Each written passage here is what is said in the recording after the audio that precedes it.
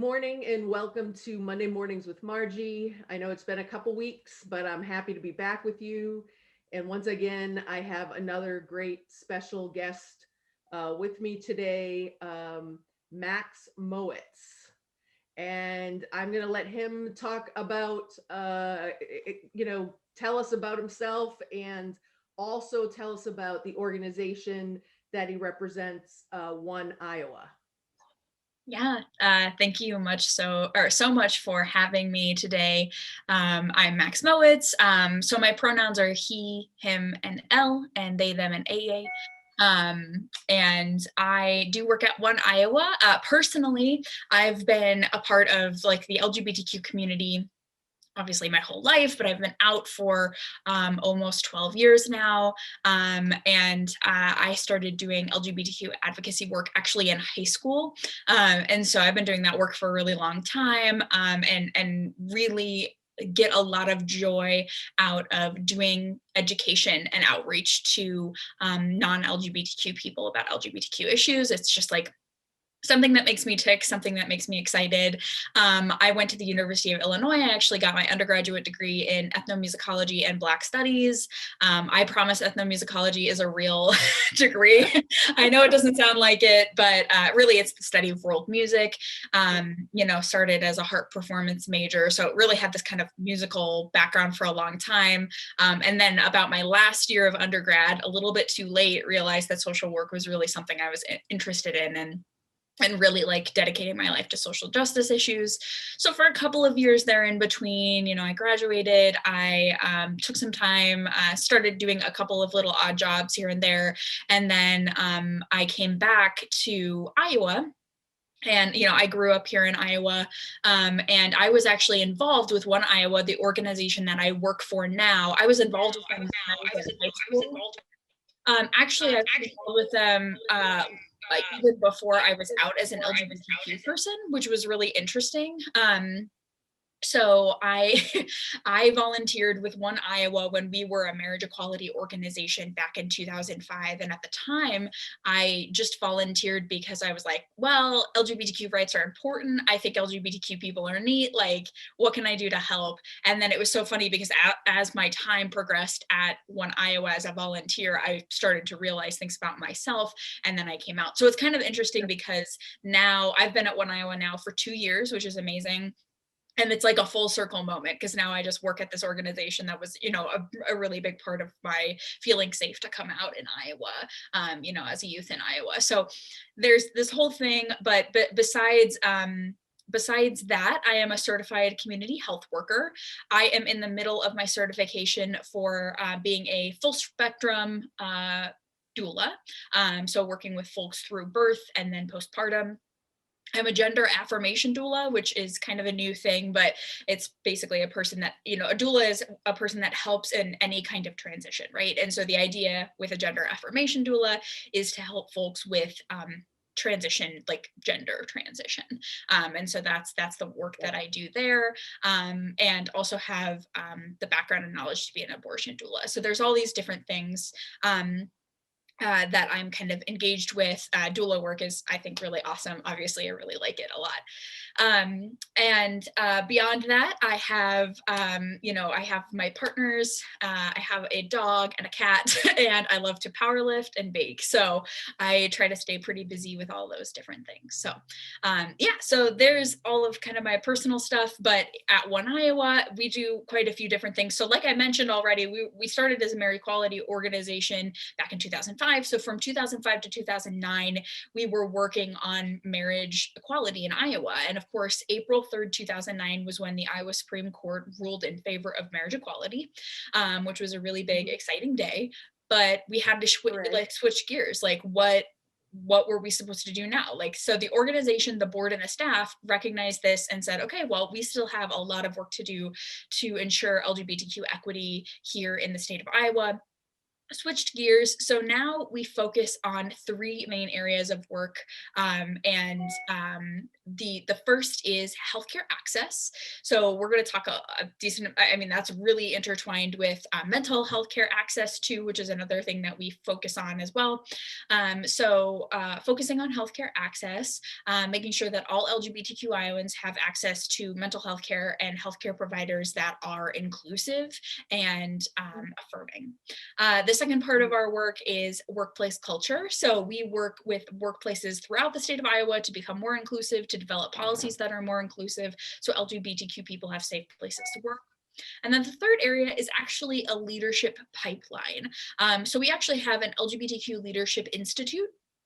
If you're interested, it's a really, really fun program. You can find out more details on our website.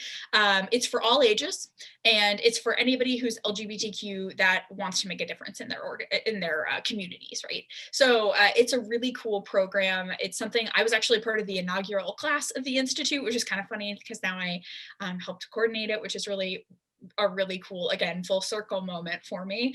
Those are just a couple of the things we do. We also have a 501c4 organization called One Iowa Action, which helps to do the political advocacy work here in the state of Iowa. So we are pretty busy over there right now. There are, if you haven't heard already, 15 anti-LGBTQ bills that have been introduced this year so far. Tomorrow marks the end of the first funnel, which is when bills either pass through the funnel or they don't, and they die in subcommittee. So we are hoping that those bills don't get through. But we will see. So I don't do that work personally. That's our 501c4 kind of branch's work.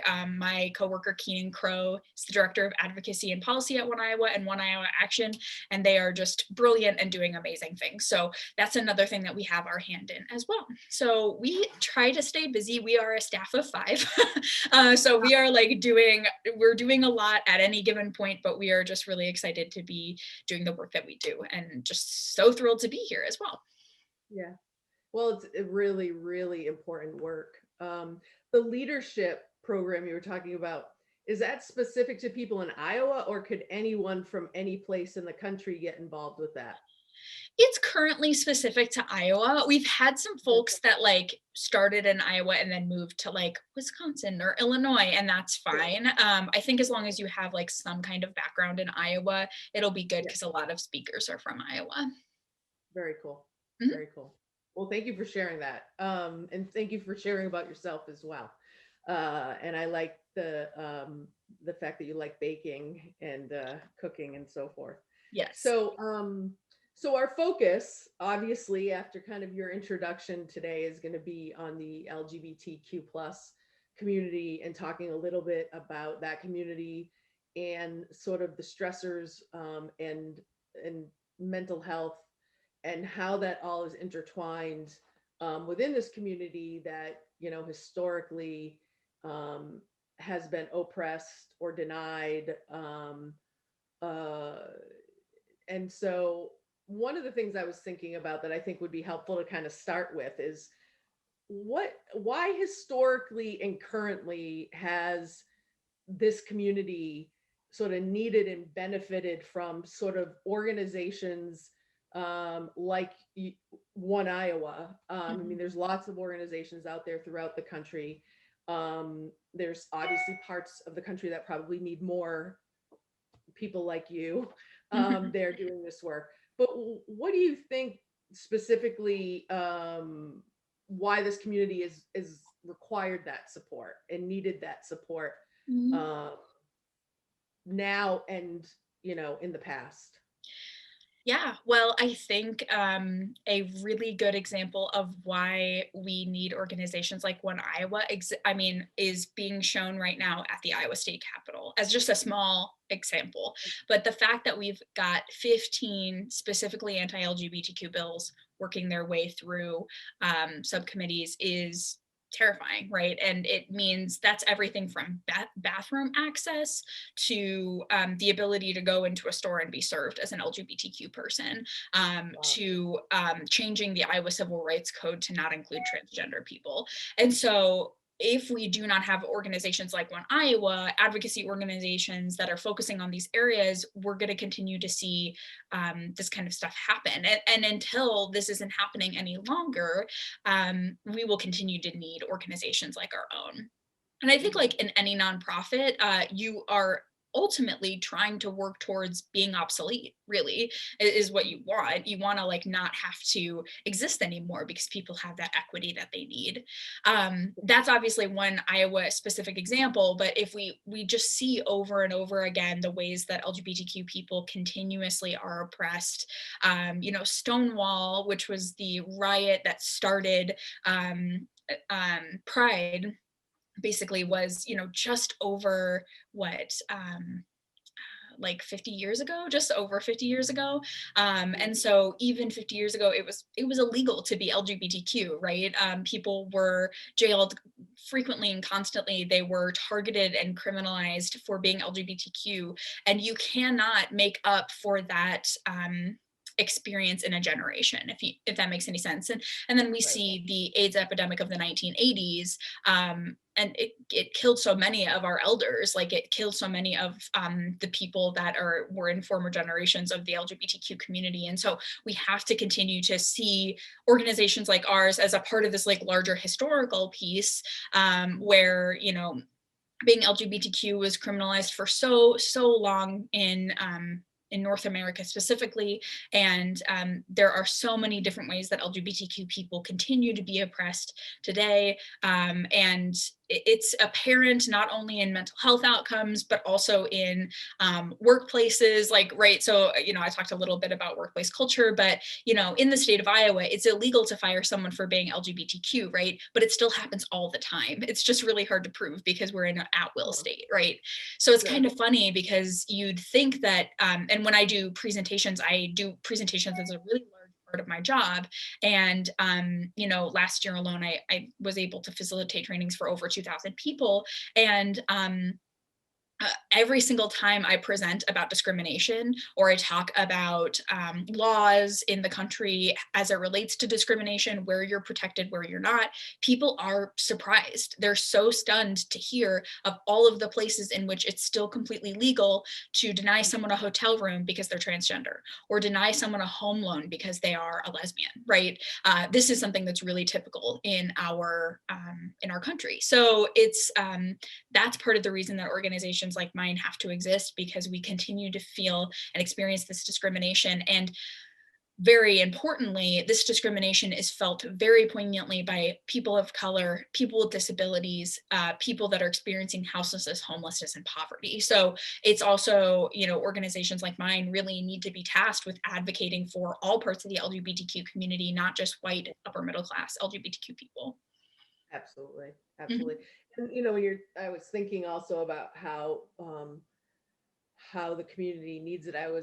The support and this advocacy. I was thinking about the, I don't even know what the word is, but how many Black trans women have been murdered, Mhm. uh, just over the last year, and how it's not just about people's rights being taken away or being discriminated. People's lives are being taken away Yeah. due to who they are. Yeah. And so this work, like you were saying, has historically been so important, but right now it is so important. And also, depending on the state you live in, some states it's even more important than Mhm. other states, because other states are a little bit more progressive. I'm fortunate to live in Massachusetts, and not to say Massachusetts is perfect, but we're fairly progressive in a lot of ways Mhm. when it comes to these issues. So I'm always grateful that I have some of what I have, because I know other places don't have the same opportunities. So kind of segueing into to mental health. Mhm. Um, I mean, just talking about the framework we just spoke about, no wonders why mental health within this community is maybe a bigger deal than in other communities. I think that any oppressed community, you're going to see higher rates of depression, higher rates of anxiety, higher rates of PTSD. Yeah. And so it all sort of just makes, it makes sense. Mhm. But, one of the questions I was going to ask was about the stressors that lead to higher risk with mental health issues in this community. You sort of talked about them more globally. I'd like you to hone in a little bit more, maybe on a more of a macro level, a micro level than a macro level, of sort of, an individual who's struggling with their sexuality or their gender identity, and sort of how that, and then the immediate response around them or the community they live in, how that can affect someone, those stressors can affect someone's mental health. Yeah, it's interesting because we know that LGBTQ people are 2.5% or 2.5 times more likely to have anxiety and depression. And we see that play out because the experience of questioning your sexual orientation or gender identity, even in and of itself, is very stressful because there's so many unknowns.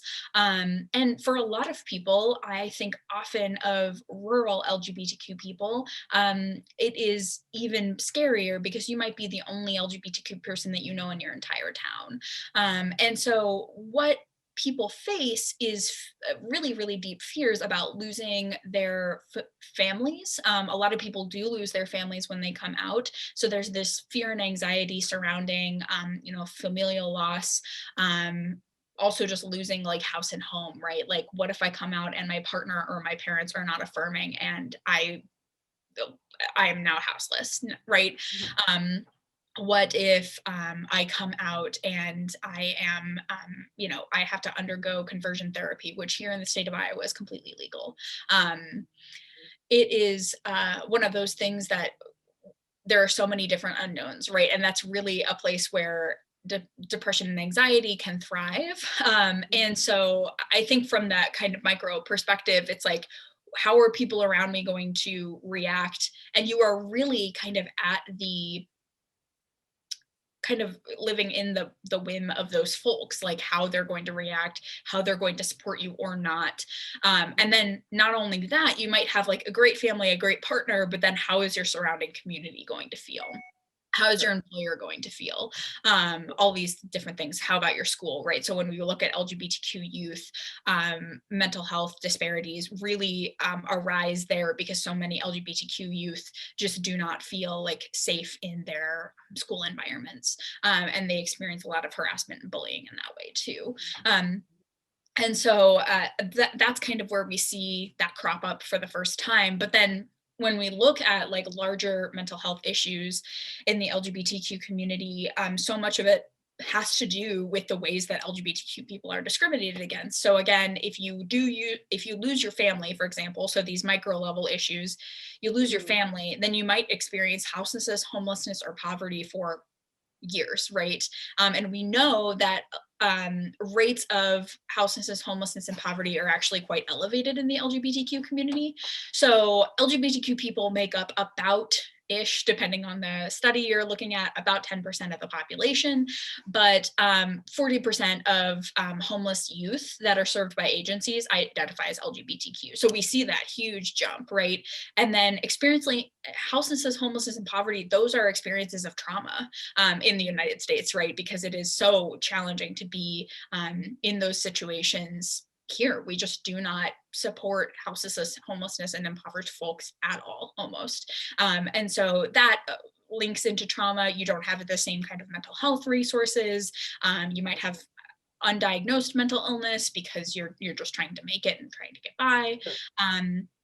And then we see this crop up later on in mental health. So it's interesting because like there's all of this micro stuff that can take place when you're like trying to come out, when you're trying to get that familial buy-in and all this stuff like that, but then it all has everything to do with these larger systems that continue to kind of oppress LGBTQ people, and the lack of knowledge of other people surrounding LGBTQ issues. And if we just had better, more comprehensive like education on that, which is part part of the bridge that the gap that we try to bridge at One Iowa is trying to just teach people like the basics, right? This isn't something to be afraid of. Being LGBTQ is not wrong. It's very natural. It's just like a part of human life, and reframing those things as well. So it's interesting because these two things are so inextricably linked, like this very personal experience of coming out, what that looks like, what your family looks like, what your partners are, and how they're doing, and then this larger like system that keeps people feeling really anxious and nervous about their well-being, their standard of living, and how they're going to feel, not today, not in 5 years, but in 10 years as well. So it really, those things all kind of work together. Yeah, and I have a couple thoughts on what you were saying. I think the other things that come to mind for me that also interplay here are just someone's own homophobia or transphobia, right? So people dealing with what our culture has told us, what maybe the religion you might have been part of growing up, what that has said about being homosexual or transsexual. And so sort of some of those internal struggles that don't even have to do with how others respond, just sort of coming to terms with that for a lot of people can be really hard in itself. And then I was thinking too about the religious component for people who have grown in more conservative religions, and have been hearing the same thing over and over again. And even if they've come to terms for themselves, that knowing when they come out that they may have to sever their tie with this religion that has been very much part of their life, even if there was conflict around it, it still was very much part of their life. And that can be another big loss for people as well, in those scenarios. So those were that was a couple of other things I was thinking a little bit about in this whole context. One thing I was thinking about too, and I think this is really important, is suicide. And we talk about depression, and we talk about anxiety, and we talk about homelessness and houselessness, and what can you share about? And I'm thinking, I'm thinking specifically about youth, because I know that the rates are scary. But what do you have to say about that and kind of the statistics and your thoughts around suicide in the LGBTQ youth community? Yeah. So we know that LGBTQ youth are at increased risk of suicide. We see this with specifically like LGBTQ youth that are trans and non-binary specifically, and it's so interesting. So when we look at this issue, obviously it's like really multifaceted, and you can't just say like, okay, you will not be suicidal if this happens, right? Because there's so much happening. And actually when we look at adults, that's the case, right? So speaking to trans and non-binary people for a moment that are adults, when they have access to gender affirming care, a lot of people, the narrative they say is that, if you are trans and non-binary and you get access to a gender affirming care, your mental illness goes away. But that's not true, because we know that people still experience this increased discrimination. So it's really, really complicated. The same is kind of true with LGBTQ youth, although what we see is that although there are really, really increased rates of suicidality, what we also see is that when LGBTQ youth are given places, especially trans and non-binary youth, are given places where they can hear their correct name, hear their correct pronouns, be referred to in ways that are kind and understanding, have a gay straight alliance, for example, or a queer straight alliance, whatever that looks like, have these spaces that are safe for them, that number goes down pretty significantly. It's so wild. I think it was like just a study that came out in the last couple of years that showed that specifically with pronoun use, that when trans and non-binary youth are given the option and the ability to have people around them use their correct pronouns, we see this risk of suicide go down. And it's wild, right? And it's such a, it's such a small thing for cisgender people to do. Cisgender people are non-transgender, non-binary people, people that identify with the sex that they were assigned at birth. And, you know, just to have the cisgender people in youth's lives saying their correct name and saying their correct pronoun is like literally life-saving. And so this is why it's so important that people know, you know, what pronouns are, how to ask them, how to use them, how to practice them when they don't know how to use them, and things like that too, because those little things make a huge difference. But yeah, like I said, still it's not like that risk is going to go away, because as we see, you know, we see all these bigger pieces of discrimination still swirling around, right? You know, you know, we see, for example, trans and non-binary people, the percentage of trans and non-binary people that have attempted suicide just in the last year is 7%. I believe like the nationwide average for everyone is lingers around 4% last time I saw. And so we see these increased rates. But the other thing that I think is really important to talk about when we talk about mental health is the fact that those numbers bump up pretty significantly. So it bumps up to like all the way up to 17% for LGBTQ people, or sorry, trans and non-binary people that don't have a GED, for example. So that educational privilege comes into play. I think it's 10% for trans and non-binary, Native and Indigenous people. So again, like looking at these intersections of these, the ways that people can be discriminated against is really huge, which is again why when we talk about Black, Indigenous, trans women of color, we have to pay attention to all those different intersections, because they're going to increase the risk of suicide as well, because not only is that person being discriminated against on the basis of their sexual orientation or gender identity, but it's also on the basis of their race as well, or their socioeconomic status or their ability status. So all these different things that really can play into the different statistics, what that looks like for the individual person. Mm-hmm. Mm-hmm. And when you talk about it too, it seems very like it all just makes sense. Like if you have a number of stressors related to several different demographics, that you're going to be at higher risk. And the other thing I want to go back to is the point you were making about how suicide risk goes down significantly in youth when you just use the appropriate name and appropriate pronouns. Yeah. And if you think about the simplicity of that, really, even though I know it doesn't happen, but really, if you think about the simplicity of just acknowledging that for these youth can reduce the chance of them ending their life. Mm-hmm. It's mind-boggling to know that there are a lot of adults, you know, in education in other places that just aren't willing to understand that and understand the fact that they are actually putting them at higher risk by not acknowledging those things. So I just, it's pretty profound. So I want to talk a little bit about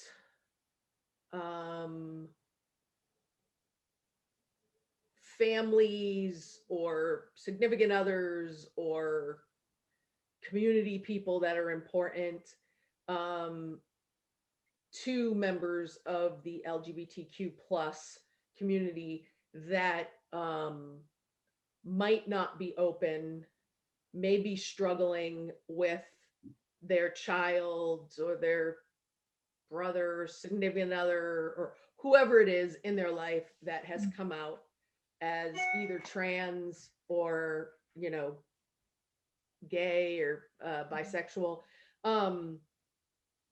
What are some thoughts that you have on how they can be supported or educated, so that, I mean, there's some people that just don't want to know. They just have in their mind it's wrong, but there's a lot of people that fall in the middle, like they don't understand it, but they love this person and they're willing to try to understand it because the relationship is important to them. Yeah. And so I'm thinking about that group, Yeah. in particular, because those are people that we have the most chance of helping them to get it and then be supportive to this community, which then helps the members of this community progress in a better way. So what are your thoughts? What's your message? What do you think of when I kind of ask that question? Yeah, I think so when it comes to that movable middle, so many people are in that little spot, right? I think the majority of people really are. And the thing that I try, especially when I present and try to facilitate education between people, what I try to do is talk a little bit about how to take care of yourself. Because I think what happens is when you learn this new piece of information about your loved one, you want to be there for them, but you don't really get it. There's a lot of stuff. And there's also some shame that comes into play there. You might be feeling shame, like some internalized a homophobia or transphobia. You might be feeling some shame around your loved one coming out. You might be feeling some shame around the fact that you are not necessarily affirming right away, or you don't know how to be. You might feel some judgment, right? And so I really believe in mindfulness as a practice. And I do really try to, like, in my trainings when I'm like presenting a new concept or like how to talk about pronouns, and I notice that someone's getting charged up or heated or activated by that, I might just like say, like, what are you feeling right now? And like really taking some time to take care of that, I think is really important, because we're not going to be able to, reach that person in our life with like love and compassion and with support if we're still like wrestling with a lot of this stuff. And these two things can happen concurrently, I do believe. Like, right, like someone's coming out right here and now, you need to respond right now. But I always advocate for therapy, for mindfulness, meditation, journaling, whatever like works for you, to make you aware of what's happening, because usually it's this like big circle of like, oh, I'm not doing enough, but also this kind of makes me nervous. I don't know anything about this. What do I do?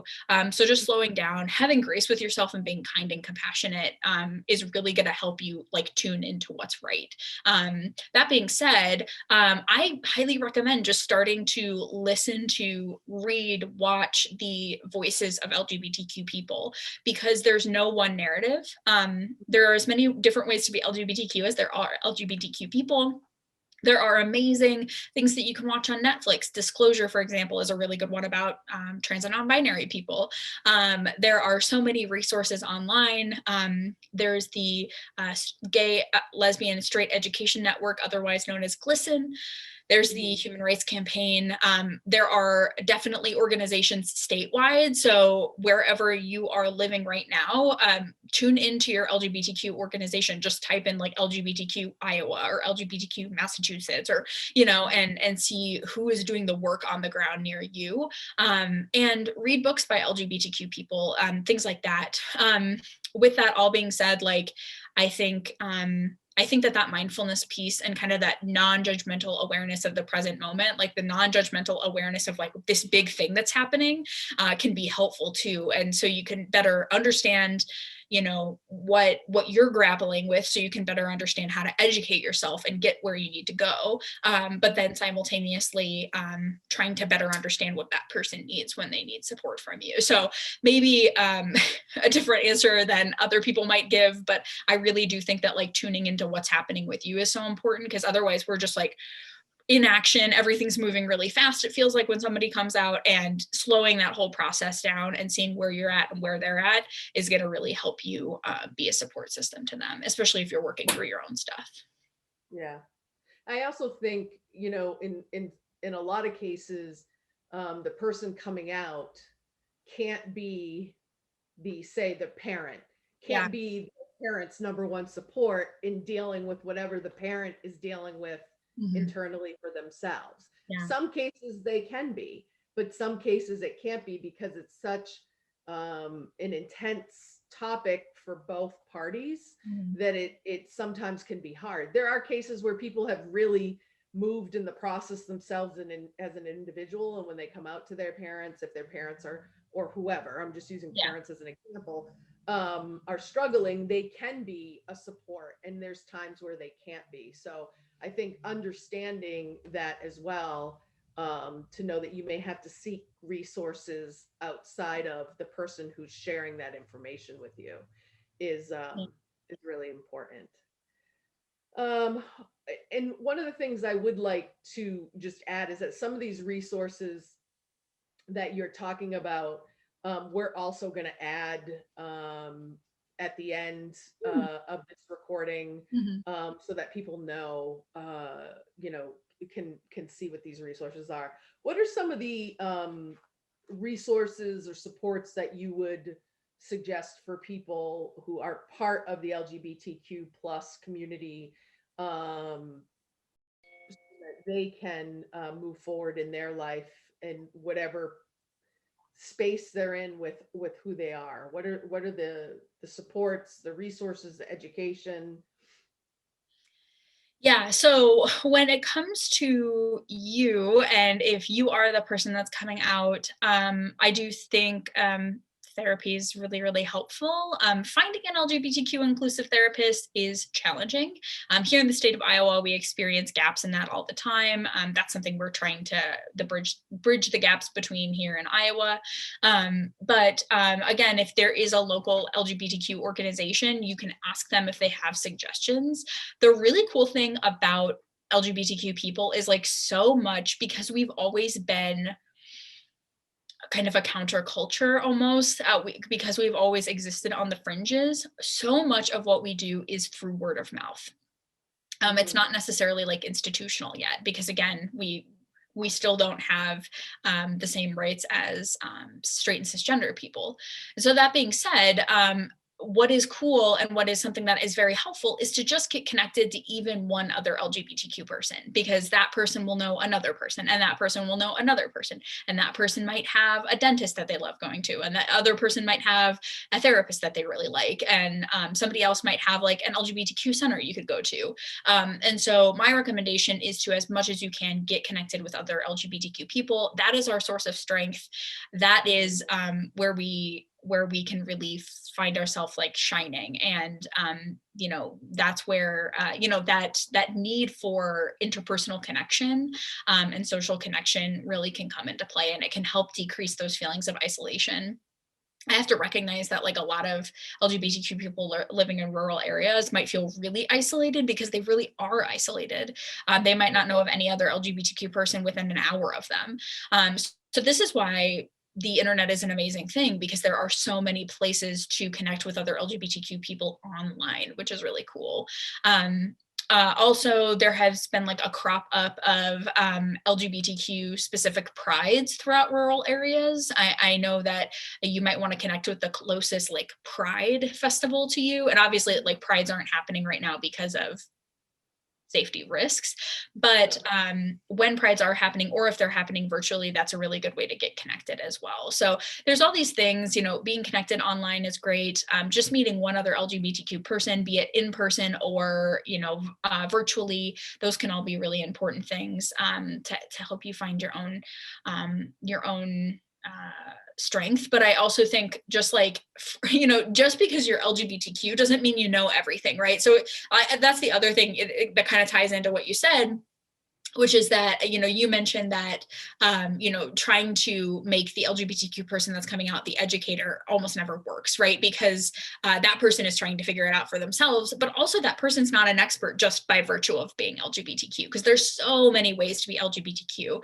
And so that's the other thing, is like, give yourself the opportunity to learn about your community, right? Like, read books by LGBTQ people. Often they might have the same experience as you do. It's easy to find LGBTQ book lists online. Those are resources that you can find immediately, and you can get those books shipped to your house, right? For example. So there's a lot of different ways to engage, but continue to always like learn, because I don't know, this is just a personal example, but I came out as a lesbian when I was in high school, and I stand here today as a transmasculine person that like identifies as bisexual, right? So like, it's not linear, right? Or you don't like, hop onto a thing and like figure out exactly who you are. And maybe that's true. Like maybe you come out as a gay man and that's who you are. And like that doesn't change or shift or flow. But for a lot of people, they don't even realize that, like, for example, I didn't realize in high school that it was really okay to maybe not identify as the gender that I was born as, right? And so that was just something that wasn't on my radar yet. And it wasn't until I was older, I had learned more, that I was like, oh, wow, okay, holy cow, what do I do with this? So giving yourself the chance to learn more and recognize that everything kind of can shift and flow,